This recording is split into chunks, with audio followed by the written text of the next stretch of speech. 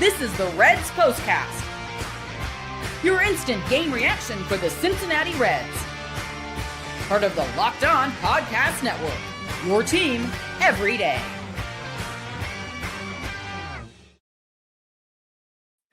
Good evening, Reds fans, and welcome to another edition of the Postcast, brought by Locked On Reds and the Locked On Podcast Network, your team every day. My name is Tim Daniel, and tonight's episode is brought to you by Kalshi. For a limited time, download the Kalshi app and use code LOCKEDON to get $10 when you trade 10 on Kalshi. Trade on anything. On tonight's show, Spencer Shear puts up 3 big hits for the Redlegs. Elly De La Cruz has 2 giant hits, a home run, a triple that leads to a run. And obviously, we're all here to talk about the fact that Hunter Greene was dominant in just his second start back from the IL. All that and a whole lot more. Let's get to it. This is the Locked On Player of the Game. All right, folks. I'm going to do another Say It With Tim Daniel. Say it with me. Christian Hunter Greene is back, baby. He is so back. 7 innings of shutout ball with 12 strikeouts and just 3 hits. Now, we are talking about a guy who has always had some of his better days against the Chicago Cubs, but that was so reassuring and felt so good because obviously his last start being his first of the season did not go very well. And then tonight, he's a little more comfortable. He's got his little swagger back. He goes out there and he does the darn thing. He gets the fans pizza by himself. Pretty awesome. This kind of just makes you feel like if there is a 2027 baseball season and on, it gives you like that like fantasy of being a Reds fan of like, man, what does a 1-2 combo look like if Hunter Greene and Chase Burns in a rotation? You saw what Greene can be when he's doing his thing. And then you have Chase Burns behind it. That could be, or Chase Burns 1, Hunter Greene 2. I don't think anyone's complaining either way. But to see those two guys, the way they've pitched this, throughout their careers, and to see Hunter kind of get back up to speed real quick was nice. Now, look, I get it. He pitched against the Cubs. He has games like this all the time. But I think we all needed tonight. I think Hunter Greene needed tonight. I would have been okay if they sent him out for the 8th. He only had 93 pitches. I understand why they didn't. Just his second start back. But I thought he was, what am I saying? We all thought he was awesome tonight. It was the best he's looked in a long time. Because you remember, even before his last start last Saturday, his last start before that was the playoff game against the Dodgers. And we like to block that out of our memory. This is where we see the Hunter Greene that we're all familiar with. This is where we see the Hunter Greene we all know and love. And to see him go out there and just completely dominate this Cubs team, who, mind you, is having a pretty good year. They're 10 games above 500 after tonight's game. And they go out there and Hunter Greene just kind of mauls them down. You just kind of look at some of the big moments in the game. Obviously that 7th inning, like you said, like getting Michael Conforto there on that strikeout, decreased the Cubs win probability by 9% on that out alone. Pretty promising to see. And the offense obviously put 4 runs up tonight. We'll talk about that later, but they had 13 hits, but they were still struggling to kind of put stuff together. They were kind of struggling to bring runners in. And so Hunter kind of had a lot on his plate tonight, and he took care of all of that. So it's really nice to see. And for him, I know he's going to feel much better. He feels really good coming out of that game. He obviously gets a little bit of a break now because of the All-Star break. As Chase Burns goes to the All-Star game. This is a great outing by Hunter. And I would love to see what he could have been like if he had a game like tonight, what a full season Hunter Greene and Chase Burns could look like together. So hopefully we get that next year because we do absolutely need it. Bullpen tonight.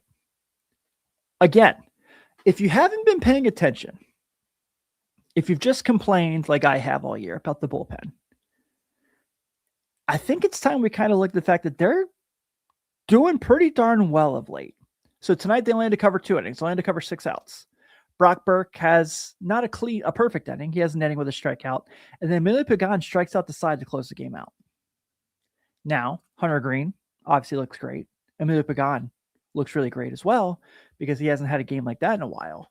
So the bullpen's been doing really solid. And obviously it's nice when you have back-to-back days where your starter goes through 7 innings plus Brady Singer last night goes 7 1/3. Hunter goes 7 tonight. This bullpen probably just needed that. You know, they've been dealing with the ins and outs. This guy's been hurt. This guy hasn't been available. We've had to clean up a bunch of innings. It's been crazy to see. So to see that, like, I'm sure they're also relieved that their arms can get a little bit of rest now as well, and especially when you have the outings they've had the past couple of nights. So shout out to all the pitchers tonight who did their thing between Hunter, Brock Burke, and Emilio Pagán. And look, Shodi Managa is not a guy that you just like go to the ballpark and expect you're going to beat either. That dude is legit. He has done it for a long time now, and he's been really solid. So let's talk a little bit about our guy and yours, Elly De La Cruz. It's time to reveal who made the biggest under-the-radar impact with today's X Factor. I think it's fair to say that Elly De La Cruz has gotten comfortable in the leadoff spot.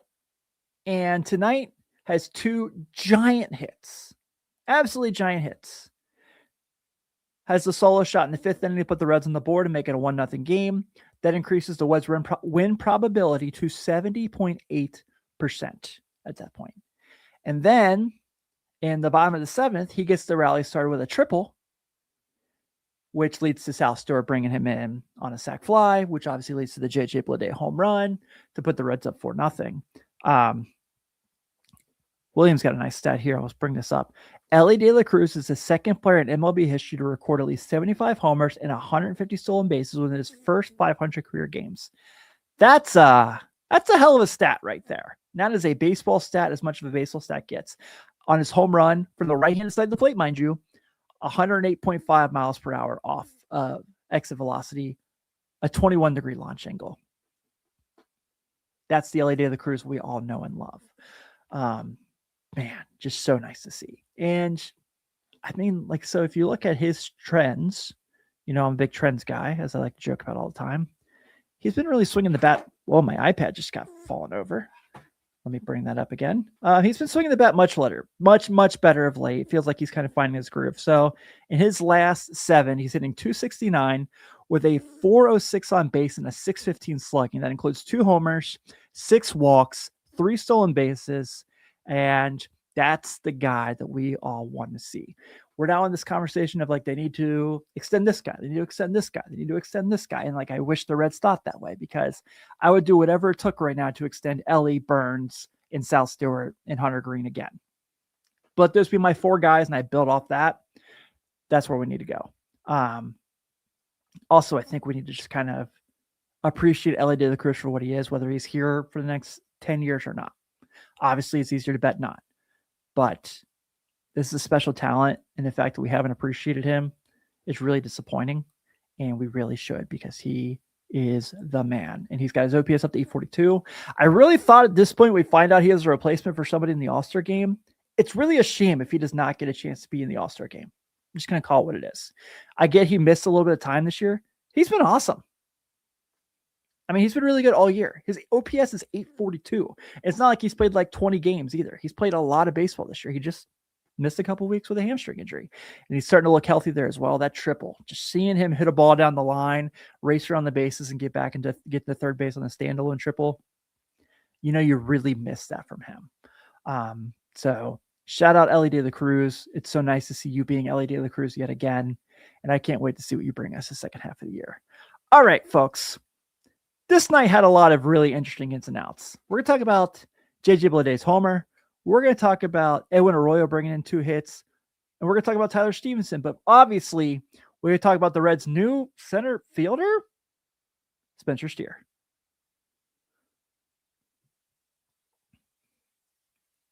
But first, this episode is brought to you by our friends at Kalshi. As we know, baseball season is here, and now you can trade every game on Kalshi. Right now, say you're looking ahead tomorrow and you think the Reds are going to win the series against the Chicago Cubs, and you want to trade on the Reds. Right now, the Reds are trading at 49%. What that means is if you put down a $100 trade and the Reds do in fact win the game, you can get a reward of $197.04 on your payout. On Kalshi, you're trading against peers in a live market, meaning there's no house. And as the probability changes, you can buy in and out of your position. Kalshi, you can trade on everything. Right now, the big trade is, where's LeBron James' next team? please, for the sake of my sanity, be the Cleveland Cavaliers? We'll see what happens. But for a limited time, download the Kalshi app and use code LOCKEDON to get $10 when you trade 10. Kalshi. Kalshi. Trade on anything. When they say anything, they mean anything. Sports, politics, weather, you name it, they've got it taken care of on Kalshi. 18 plus only. Restrictions and eligibility requirements apply. Event contract trading involves risk and may not be suitable for all investors. Prices, values, and available markets may differ from those mentioned. For more information, visit kalshi.com/regulatory. This episode is also brought to you by our friends at Game Time. As you know, I will not be here for the first time ever on the Reds postcast tomorrow because we will be celebrating Jeff and his family expanding with their soon-to-be beautiful baby girl. But when we got tickets for tomorrow's game, we use Game Time because Game Time is the place to get your tickets for the Reds game. There's nothing like being at GABP, and Game Time makes that super easy for you. The Game Time app gives fans the advantage with constant innovation. It's how you unlock amazing tickets and experiences in just a few taps. It's so simple to use. The Game Time guarantee means you get 100% authentic tickets delivered on time at the best price. And here's the best part. Fees are included in the price you see. So what you see is what you pay, period. The seat view feature is like my favorite thing. When I go up to Cleveland for the Rocket Arena for a Cavs game, I use the seat view feature all the time because I want to know where I'm sitting, how well will I see the court. They have that taken care of there on Game Time. You have a panoramic view from your exact seat. Sometimes I just kind of don't really care which my exact seat is. I just like a section. I'll pick that. Zone deals are awesome because you pick the section and save even more while Game Time selects the seats. And say after the All-Star break, you want to follow the Reds on their sort of kind of West Coast trip when they go to Colorado. You can follow your favorite team and get alerts when new deals drop. 2 taps and it's done. No stress, no hidden fees, just great seats and minutes. That's what makes it so easy to decide last minute to hit a game. Take the guesswork out of buying MLB tickets with Game Time. Download the Game Time app, create an account, and use code LOCKDOWN for $20 off your first purchase. Terms apply. Again, create an account, redeem code LOCKEDON for $20 off. Download the Game Time app today. And lastly, we are brought to you by Proton VPN. And I will tell you what, guys, I recently subscribed for Proton VPN. I love it. If you ever notice when you're out of town, the second you search for something online, ads for that exact thing start following you everywhere you go. Or maybe when you are on the road, you try to access a website, stream an old Reds game because you're out of your TV area, or you watch content you normally use at home, and suddenly you're hit with that message. This content is not available in your region. You go, bruh. Really? That's why more and more people are turning to Proton VPN. Proton VPN is a secure VPN service designed for people who want more privacy, more security, and more control over how they experience the internet. It helps keep your online activity private, protects your data from on public Wi-Fi, and gives you access to the internet the way it should work: open, secure, and on your terms. Unlike most VPNs, Proton is backed by strong European privacy laws, has a strict independently verified no-logs policy, and is built by a company focused on protecting users, not tracking them. In baseball, we spend a lot of time talking about gaining an edge and controlling what you can control, like Elly De La Cruz and Hunter Greene being part of your team. The same idea applies online. Having the right tools can make a huge difference in your day-to-day experience. It's always frustrating when you're on the road and suddenly something you use all the time isn't available. That's one of those moments where having a tool like Proton VPN just makes life easier because you're not running into those unnecessary roadblocks. It's easy to get started. Right now, Proton VPN is offering our listeners 70% off a 2-year plan when you go to protonvpn.com/LockedOnMLB. That's PROTONVPN.com/LockedOnMLB for 70% off your first 2-year plan. That's proton.com/LockedOnMLB. Proton.com/LockedOnMLB. Protein.com. Man, I'm on a roll tonight. But I want to give a shout out to our everydayers as we celebrate a Cincinnati Reds victory tonight on the postcast over the Chicago Cubs, or as Stephen Offenbaker said today on Locked On Reds, the Mason Cubs, with a 4-0 win. But if you're an everydayer here and you check us out all the time, please be sure to join that everydayer club as well, where you get access to Locked On Reds episodes for ad-free for $5 a month or $50 a year. We currently are also offering 7-day free trials. It is the best way to keep up with all of us on the Discord chat. We're talking ball with all of you, and we got something special we're planning out. So keep an eye out. So something we're going to do for our everydayers in there as well. Hey guys, so Spencer Steer tonight made his debut in center field for the first time since I think grade school. And I'm sure you guys saw on this exact channel when that popped up, I went, "Are we serious?" And then a bunch of other people were like, "Are we serious?" And then more people popped on and were like, "What are they doing? Is this for real?" Now, he does move later into the game into right field, thankfully, which is where he probably should be a little more. But tonight, Spencer Steer was really good. 3 hits, wasn't terrible in center field, didn't embarrass himself, didn't have any plays where like, oh, that guy didn't belong. And then moved to the corner when they brought TJ Friedel in. So you take that. That was nice to see. He's going to be, I don't know if I love him there long term. Dave says it here, Spencer Steer is still my first baseman. I agree.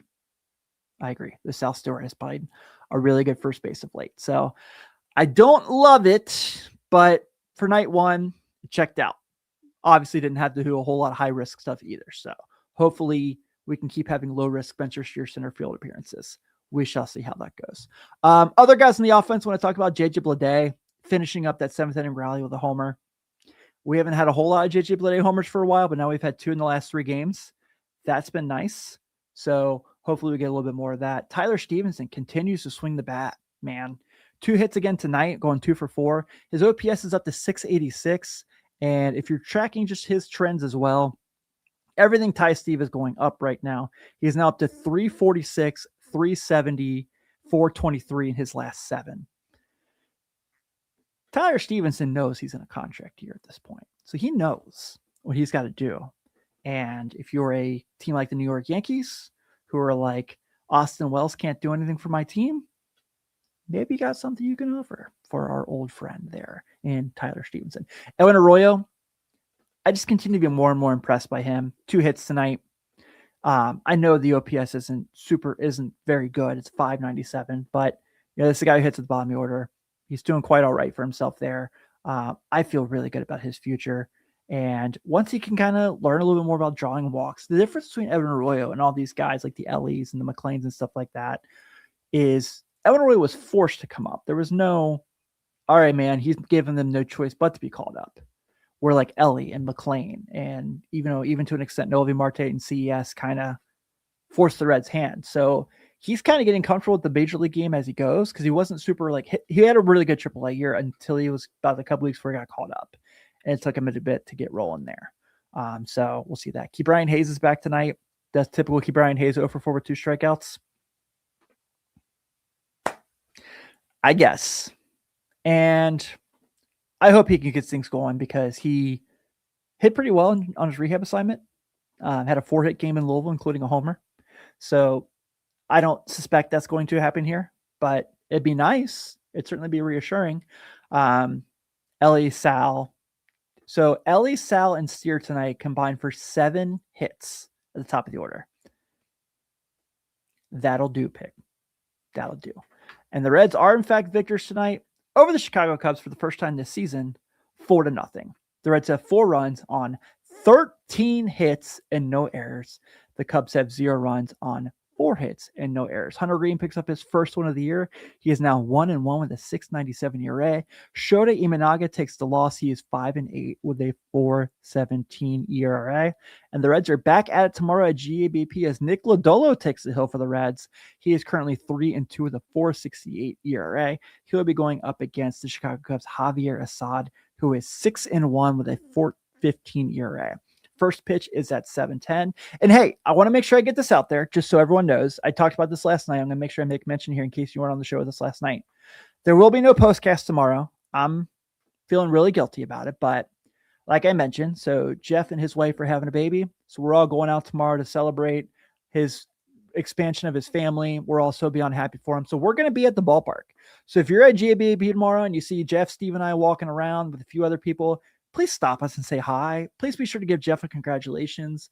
He's so excited. But hey, I'll also be at the game Sunday. But don't worry, we will have a postcast Sunday when I get back from the stadium. Everyone, thank you so much.